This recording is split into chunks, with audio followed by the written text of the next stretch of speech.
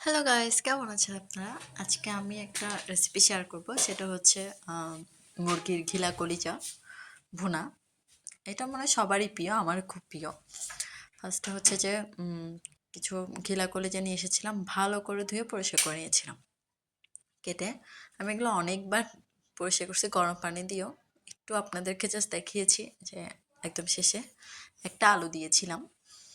তারপর ভালো করে ধুয়ে পরিষ্কার করে রেখে তারপর হচ্ছে একটা ফ্রাইং প্যানে পেঁয়াজ কুচি আর হচ্ছে একটু রসুন আর একটু করে আদা কুচি দিয়েছিলাম, পেস্টও দিব, তারপর একটু দিয়েছিলাম, তারপর একটু শুকনা মরিচ, তেজপাতা, তারপর হচ্ছে দারচিনি দিয়ে ভালো করে ভেজে নিয়ে তারপর মশলা বানিয়ে নিয়েছিলাম, আদা রসুন বাটা, তারপর হচ্ছে লবণ মরিচ মাংসের মশলার গুঁড়া, এগুলা দিয়ে ভালো করে কষিয়ে নিলাম।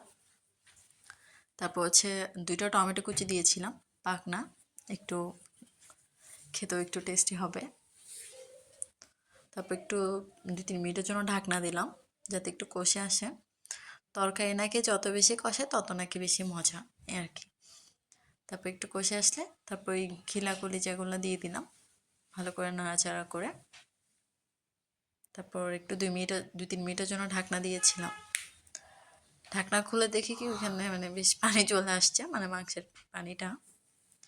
তারপর আবার ভালো করে নাড়াচাড়া করে আবার 2-3 মিনিটের জন্য রেখে দিয়েছিলাম, পানিটা যাতে একটু শুকিয়ে আসে। পানিটা শুকিয়ে আসলে তারপর এক্সট্রা করে একটু পানি দিয়েছিলাম, যেহেতু আলু দিয়েছিলাম আর মাংসটাও যেন একটু ফুটে আসে তাই। কারণ আমার পিছন থেকে বলা হচ্ছিল যাতে আজকে একটু ঝোল ঝোল রাখি, প্রতিবারের মতো যেন এবার ভাজা ভাজা না করি, তাই আমার চিন্তা ছিল পুরোটা ভাজা ভাজা করব। পরে তো একদম ফুটে এসেছে, দেখতেই পাচ্ছেন পানি কি। এখন আলুটা চেক করব।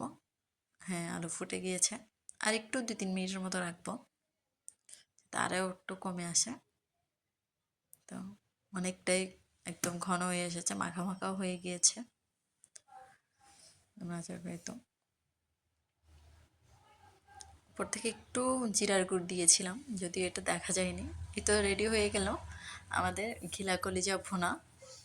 অবশ্যই একবার ট্রাই করবেন, খুব মজা লাগবে। আজকে এই পর্যন্ত, টাটা, সকালে ভালো থাকবেন।